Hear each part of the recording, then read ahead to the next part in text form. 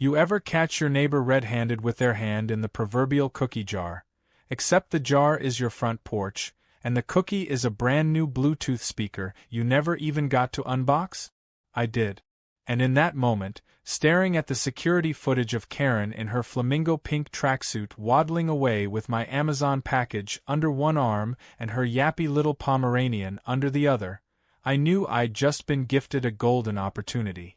Not just to reclaim my missing items, but to deliver a lesson straight to her doorstep.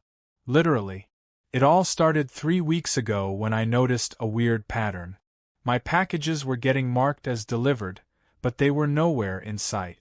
At first, I blamed porch pirates, but I live in a gated cul-de-sac with just 6 houses, all of which I knew fairly well, except for one. Karen.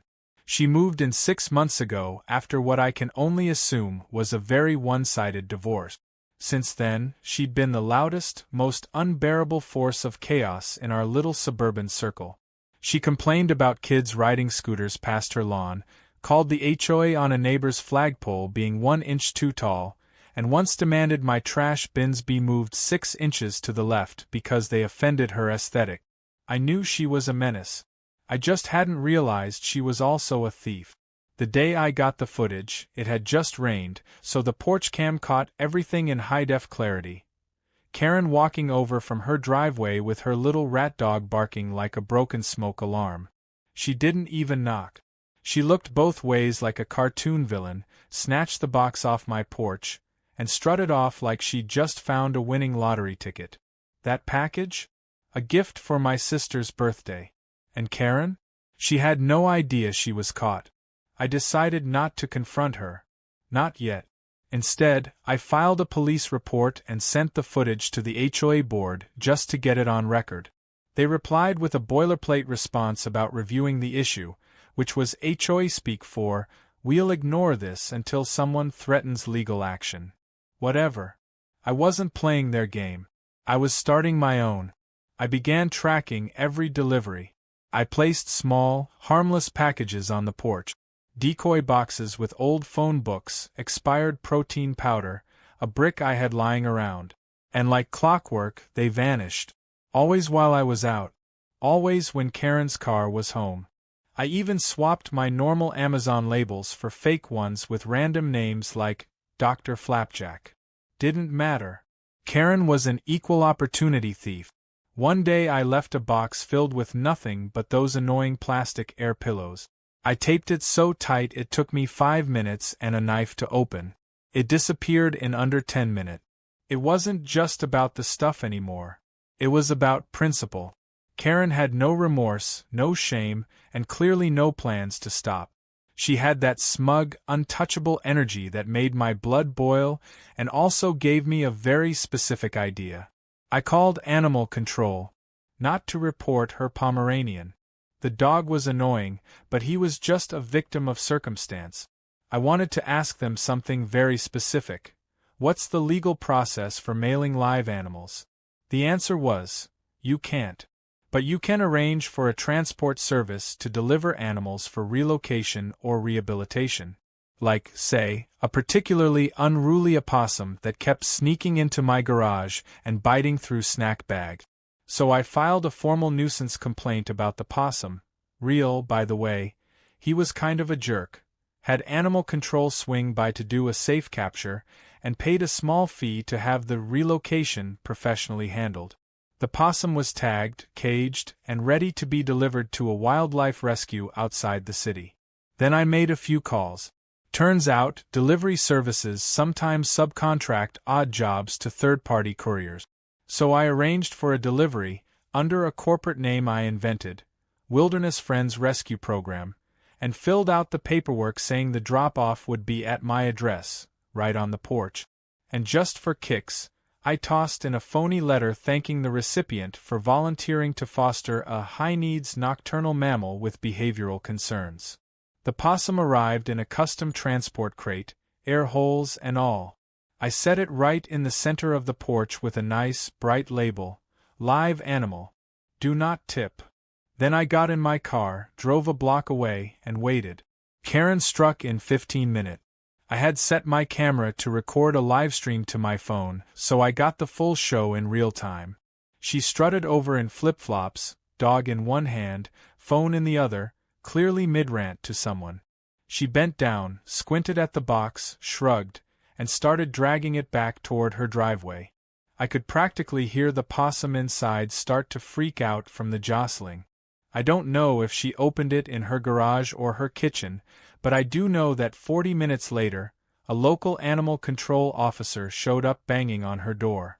Apparently she'd called screaming about a demonic raccoon with rabies that broke into her house. The officer found the crate open, the possum loose in her kitchen, and Karen standing on a stool wielding a broom like a medieval halberd.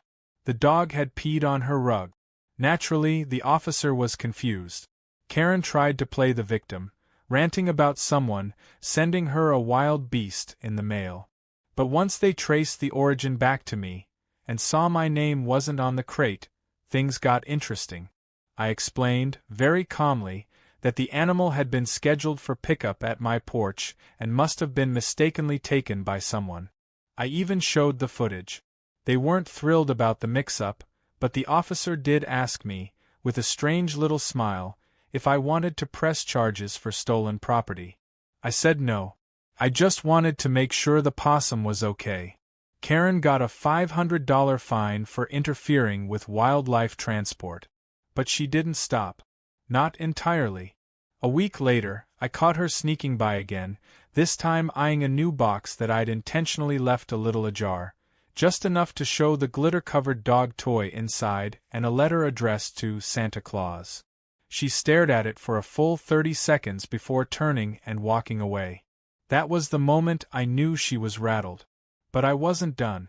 Not even close. The week after the possum incident, things around the neighborhood got real quiet. Not in the peaceful, suburban way either. I mean the kind of quiet you get before a storm rolls in. Karen stopped stealing packages, sure, but not because she'd learned her lesson. Oh no. Her silence felt strategic, like a toddler who's too quiet and you just know they're coloring on the walls with permanent marker. I kept watching. So did my cameras. It was around this time that strange things started happening on my property. Small at first. My recycling bin was tipped over one morning, even though it had been secure. A strip of mulch was scraped out from one side of the flower bed. A bag of potting soil, unopened the day before, was slashed clean across the middle, soil spilled everywhere like a crime scene. No one else on the street had these issues. Just me. Still, there was no proof it was Karen. She'd clearly gotten smarter. Either that or her broomstick had finally evolved into some kind of stealth tech. I figured if she was going to escalate, so would I, but my way would be cleaner, quieter, and far more satisfying. I set up 2 new security cams, this time hidden. One disguised in a birdhouse, another under the eaves with a tiny infrared sensor. And then I started baiting. I left weird packages again, stuff no one sane would want. One was labeled bulk toenail clippings, another read ferret diapers, used. And I even left a box full of packing peanuts soaked in fake skunk spray, courtesy of a novelty site that caters to folks like me with petty vengeance in mind. None of them disappeared. But the mulch scraping continued. Then, one night, I caught it. Karen, around 2:12 a.m., in a bathrobe and slippers, crawling, under my hedges with a gardening trowel in one hand and a flashlight in the other. Her dog stood uselessly by the curb, leash in its mouth, watching her like she'd finally lost her mind. She reached the edge of my flower bed and started digging. Slowly. Deliberately. Then she buried something. A small jar. She looked around, dusted off her knees, and slunk away like a gremlin returning to its cave. The next morning, I dug it up. Inside the jar was a laminated HOA notice from 2 months ago. The original one she'd filed against me for improper mailbox color. I'd gotten it dismissed, of course. It was total nonsense. But apparently Karen thought burying it in my flower bed was some kind of hex. She was doing psychological warfare. That's when it hit me. Karen didn't care about packages anymore. This wasn't about stuff. It was about control. She needed to win. She needed to feel like she'd bested me in some way, because I'd embarrassed her with the possum stunt. She was spiraling. And people like her don't just get mad, they get creative. Dangerous, even. So I decided to make the next move not just bigger, but untraceable. I had a friend who worked at the local pest control company. Let's call him Mike. Mike owed me a favor from back when I helped him fix a messy HOA dispute of his own involving a neighbor and a squirrel infestation that ended with 6 lawsuits and a burnt garage. Long story. I called him up and asked if he had anything exotic. Harmless to humans, of course, but visually alarming. "Oh," he said, a grin practically audible through the phone. "I've got hissing cockroaches. Madagascar hissing cockroaches, to be exact. Big, slow, loud little creepers. Completely harmless, totally legal to own, and extremely effective at making someone scream like they've just opened a box of demons. I didn't mail them. That'd be too obvious. Instead, I packaged them up in a clear plastic container with a small air hole lid, padded in a styrofoam box, and waited until Karen had one of her famous Sunday morning Zen garden meditations in her backyard. I timed it to the second. She always set up her lawn chair under the cherry blossom tree around 9 a.m., wearing giant noise-canceling headphones and sipping cucumber water while her dog tried and failed to catch butterflies. At 9:03, I walked casually around the back path, perfectly public property, and gently placed the box right outside her fence gate. Taped on top was a flyer for an organic insect appreciation club, with a note thanking her for volunteering to foster unique exotic roaches in our suburban outreach program. I didn't ring the bell. I didn't knock. I just walked away. At 9:09, my phone buzzed with a ring alert. The camera in my front window caught it. Karen running, sprinting, down the sidewalk with a sealed box in her arms and murder in her eyes. She hurled the thing onto my porch, kicked it, screamed something unintelligible, and then stormed back home in full Karen meltdown mode. The box was fine, the roaches were unfazed. I took them back inside, gave them to Mike, and texted him, "Best 10 minutes of my month."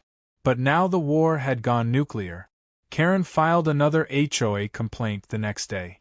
This one claimed I was harboring illegal insects that posed a clear and present danger to the emotional well-being of the neighborhood. I wish I were kidding. She used those exact words. She also claimed I had targeted her specifically with an insect-based psychological attack, which was, honestly, accurate but unprovable. The HOA called me in for a mediation meeting.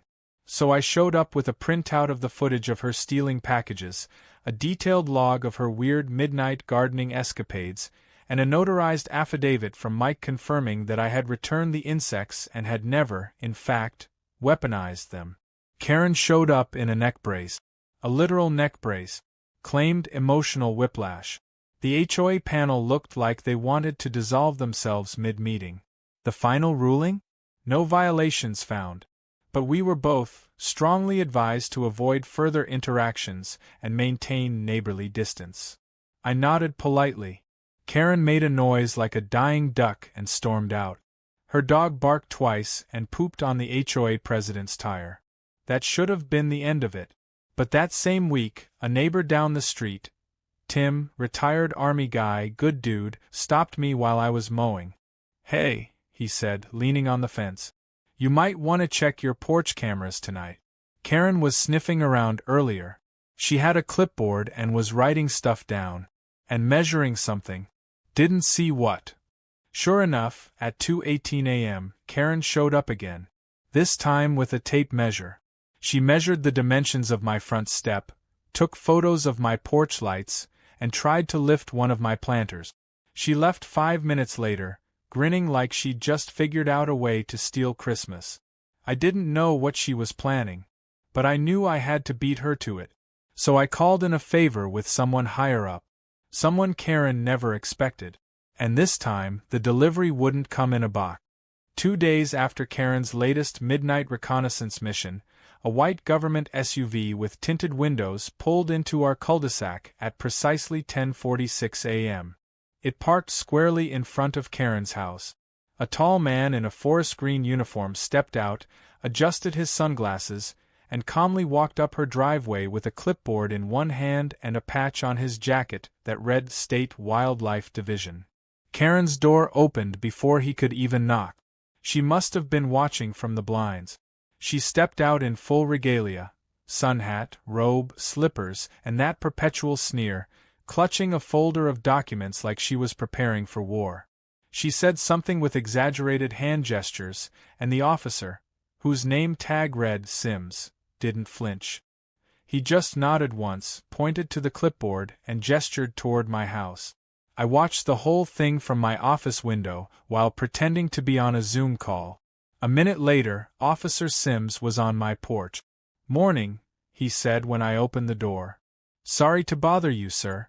We received a report about some unregistered wildlife activity on the premises, specifically involving non-native insects and unauthorized marsupial rehabilitation." I nearly burst out laughing. "Let me guess, Karen?" He smiled just slightly, like he wasn't supposed to react but couldn't help it. "That information is confidential. However, I do need to conduct a formal site check. Would that be all right?" I gave him the full tour. No possum, no roaches, just a bird feeder and one very smug indoor cat named Chairman Meow. Officer Sims inspected the backyard, checked the trash bins, and even peeked into my tool shed. Then he pulled out a file from his satchel.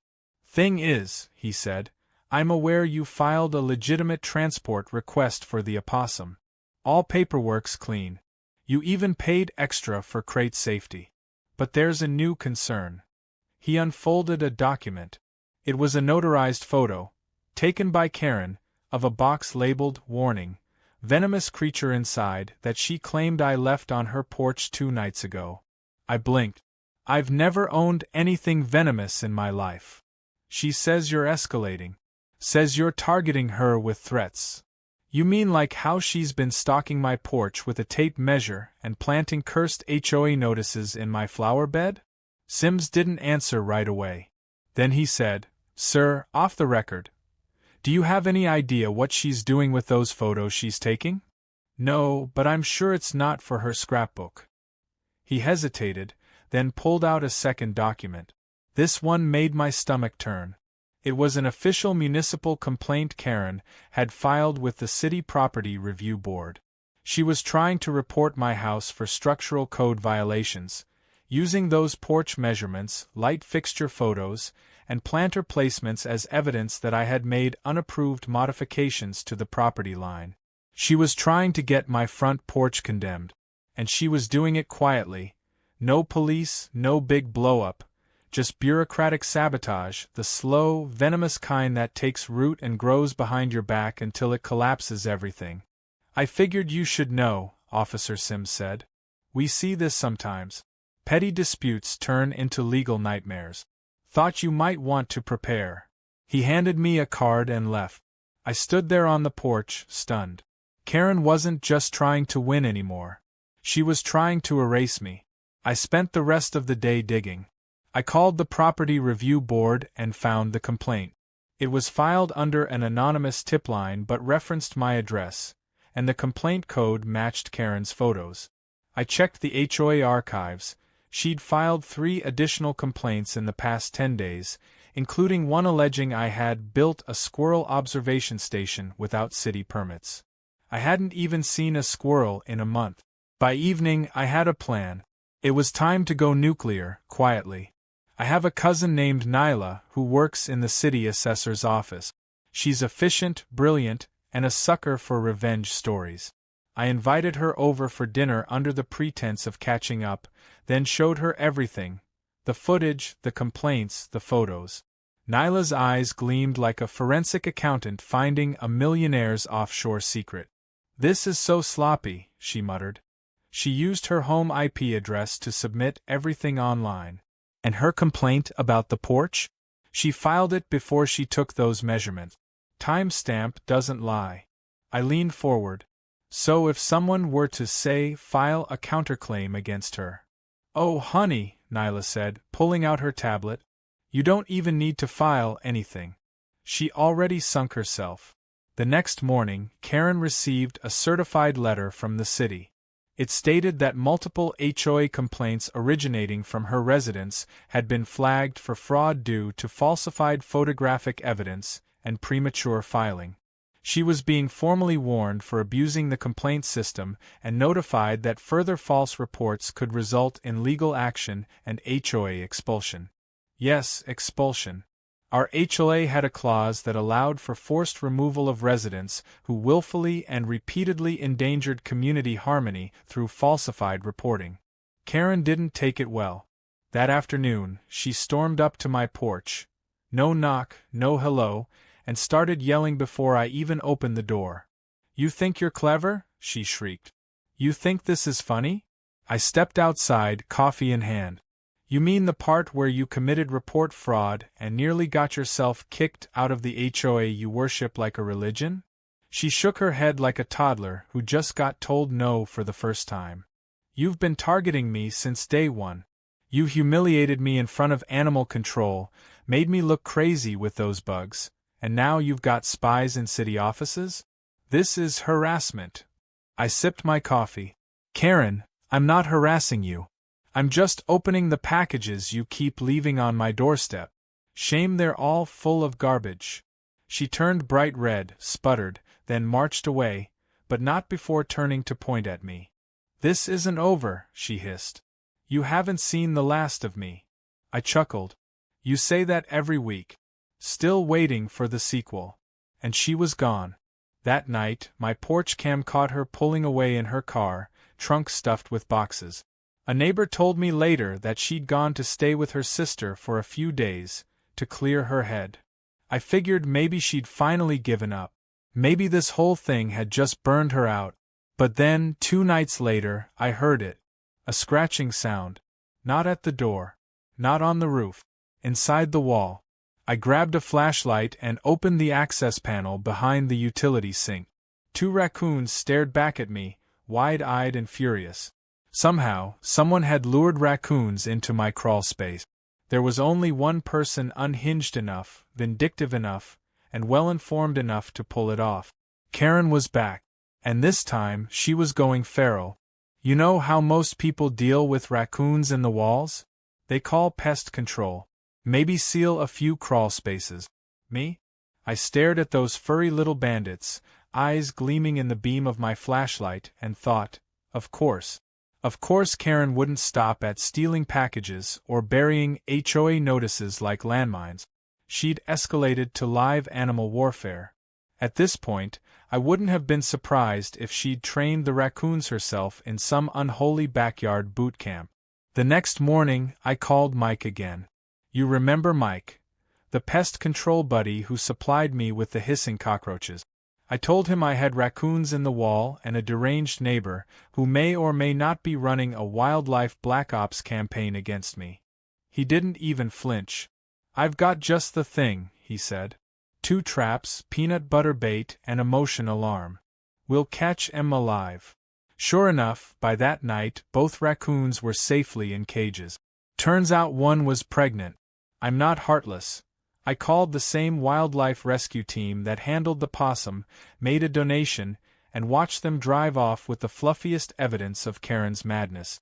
But this time, I filed an official report. Not just with animal control, but with the city's environmental health division. Because here's the thing. Introducing wild animals onto someone's property is illegal. Felony level illegal.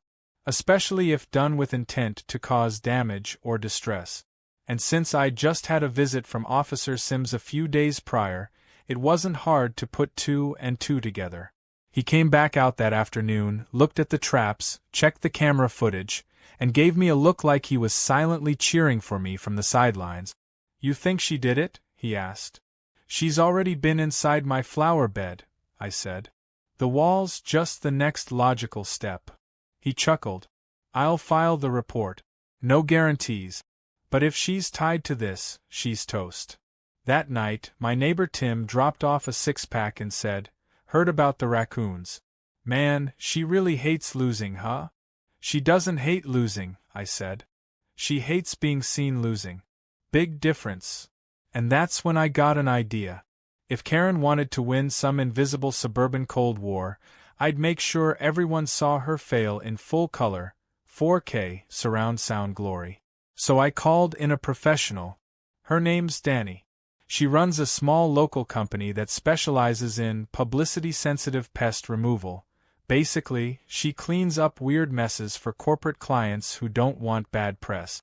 I'd helped her brother once when their HOA tried to ban backyard chickens, and she owed me big. I asked if she could help me with a one-day project. "I don't want cleanup," I told her. "I want a show." 2 days later, a large van rolled into our cul-de-sac, wrapped in neon green with the words, "Urban Infestation Emergency Response Unit," printed in bold across the side. It had blinking hazard lights, fake biohazard symbols, and even a fake logo that looked suspiciously like the CDC's. 4 people in full-body white hazmat suits jumped out, set up yellow tape around my house, and carried 2 enormous animal cages marked "Quarantine, May Bite." One of the techs accidentally dropped a clipboard near Karen's driveway. She picked it up and saw the words, "Raccoon Vector Analysis Report," scrawled across the top. I know because I watched her sprint back inside like she'd just seen the 4 horsemen riding up in a pest van. Neighbors gathered. Questions were asked. A few HOA board members even drove over to check on the situation. I gave the official line, "We had a breach in the crawlspace. Possibly raccoon-borne illness. Experts were handling it. Nothing to worry about. Except that the entire event was staged. There was no illness. Just a dramatic over-the-top display of pest control panic, designed for one person and one person only." Karen didn't come outside for 3 days. But when she did, she made it count. She emerged with a printed letter, on HOA letterhead, no less, and stuck it in every mailbox on the block. The letter accused me of manufacturing a false biohazard event, creating unwarranted hysteria, and being psychologically unstable. She even claimed I was using intimidation tactics to target a long-standing resident, herself, who only wanted neighborhood harmony. The kicker? She sent a copy to the local newspaper. I would have laughed if I wasn't so busy choking on rage. That night, I wrote a very different letter. This one to the HOA's legal committee, attaching a signed affidavit from Dani's company, the real pest control invoice from Mike, security cam footage of the raccoons in my crawlspace, and every previous complaint Karen had ever filed against me. It was 47 pages long. 2 days later, the HOA held an emergency meeting. Not a Zoom call, not a quiet memo, an actual in-person meeting at the community clubhouse. I showed up in jeans and a button-down, quiet and calm, while Karen arrived in what could only be described as a red power blazer and courtroom heels. She brought her dog in a purse like some kind of character witness. The room was packed. Even neighbors who hadn't cared before showed up. The HOA board looked miserable. The president stood and cleared her throat. "We've called this meeting due to multiple formal grievances filed between 2 residents, Mr. Lambert and Mrs. Cranston." Yes, Karen's last name is Cranston. No relation to Brian, unfortunately. "We've reviewed the documentation. The board has reached a decision." Karen leaned forward like a cartoon vulture about to swoop. Due to repeated abuses of the HOA complaint system, including falsified reports, unauthorized wildlife interference, and actions that have disrupted community order, the board has voted to suspend Mrs. Cranston's HOA privileges pending further investigation. Karen's mouth fell open. "And," the president continued, "we're also formally requesting her resignation from the Neighborhood Safety Committee, effective immediately." Karen stood. "This is a witch hunt. He's manipulating you. He planted raccoons in his own wall." That's when I pulled out the printed email from Animal Control confirming the wildlife transfer. "Unless I taught them to tunnel in, dodge cameras, and give birth under my floorboards, I'm going to guess that's a no. Gasp. Murmurs. One guy laughed, Tim probably. Karen stomped out. Her dog peed on the welcome mat on the way. I figured that was the end. Sanctions, exposure, public embarrassment. Anyone else would have retreated. Moved. Taken up knitting. Not Karen. That night, she did something even I didn't see coming. She went back to her old hobby, package theft. But this time, she didn't just take something from me. She stole a shipment addressed to a federal agency. It was a decoy, but she didn't know that. And now, Karen wasn't just my problem anymore. She'd just declared war on the United States Postal Service. It was a decoy. That's what I kept reminding myself as I watched the footage. The package Karen stole had a tracking label clearly marked Federal Wildlife Research Division, complete with a fake return address and a barcode that redirected to a spoofed .gov domain I'd created with the help of a very tech-savvy friend. The box itself? Completely harmless, just a hollowed-out plastic case filled with foam and a GPS tracker. But that wasn't the point. The point was that Karen had just crossed a very specific line, into federal crime territory. See, it's one thing to steal Amazon packages. That's already a felony, technically. But tampering with a shipment labeled as Federal Wildlife Research? That's a different ballgame. The kind that comes with long acronyms and longer prison sentences. I hadn't actually expected her to take it.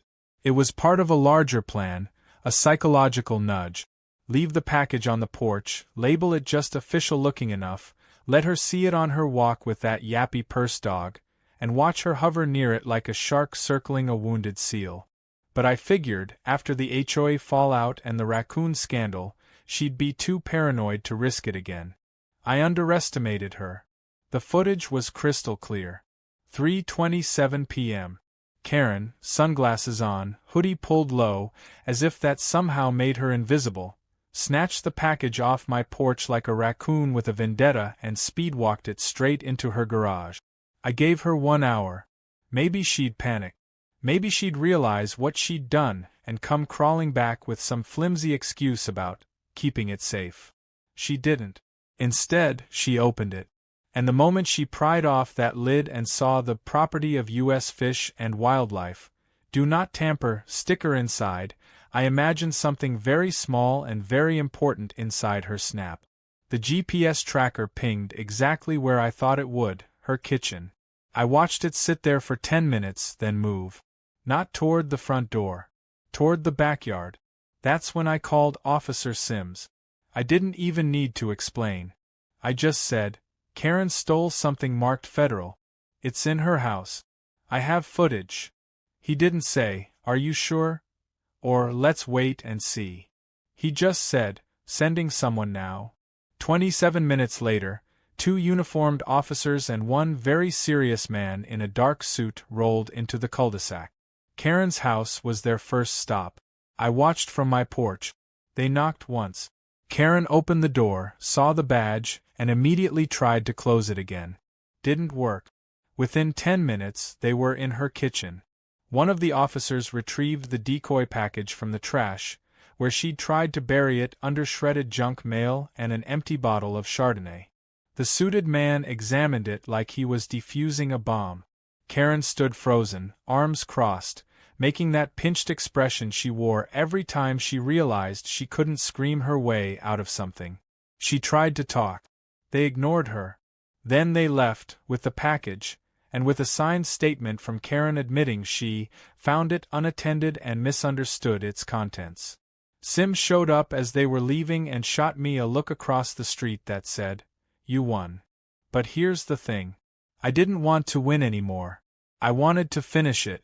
Because even with all the legal mess, the neighborhood humiliation, the government intervention, Karen still didn't see herself as the villain. She saw herself as the victim of a very long, very elaborate conspiracy engineered by me to, I don't know, ruin her HOA committee dreams and emotionally destabilize her dog. So I did one last thing. I printed every complaint, every still shot from my porch cam, every letter she dropped into neighbors' mailboxes. I included copies of the fake wildlife complaint she filed with the city, and the HOA sanctions notice. I packed it into a massive binder labeled, The Chronicles of Karen, Volume 1, and mailed it anonymously to the HOA Board, Animal Control, the City Code Office, and, most importantly, Karen herself. I added a short note inside the cover, "For your records," and future restraining orders. 2 days later, a moving truck pulled into her driveway. She left quietly. No screaming. No grand speech. Just a silent retreat, cardboard boxes stacked high, her ridiculous dog poking its head out of the passenger seat window like a white flag. It was over. The neighborhood returned to normal. Packages stopped disappearing. Kids rode scooters past my house without being reported to the HOA. People waved again. A week after she left, Tim walked over with a six-pack and said, "You ever gonna tell me how you pulled all that off?" I smiled. "Nope. But the raccoons. Trade secret." He shook his head, grinning. "You're a menace. Only when provoked." A month later, I got a letter in the mail. No return address, no postmark. Just a plain white envelope with my name in shaky handwriting. Inside was a photo of Karen, standing in front of a "Welcome to Whispering Pines" HOA sign in a completely different town. She'd moved. And apparently joined another HOA. Attached was a note, "I'll make sure this one isn't full of lunatics." I laughed so hard I nearly dropped it in my coffee. But I didn't keep the photo. I shredded it, tossed the pieces into the compost bin, and went back to enjoying my porch, the same one she once tried to condemn with a tape measure and a dream. There's a peace that comes from knowing the war is finally over. And there's a special kind of joy in knowing you never had to raise your voice to win it. You just had to be patient,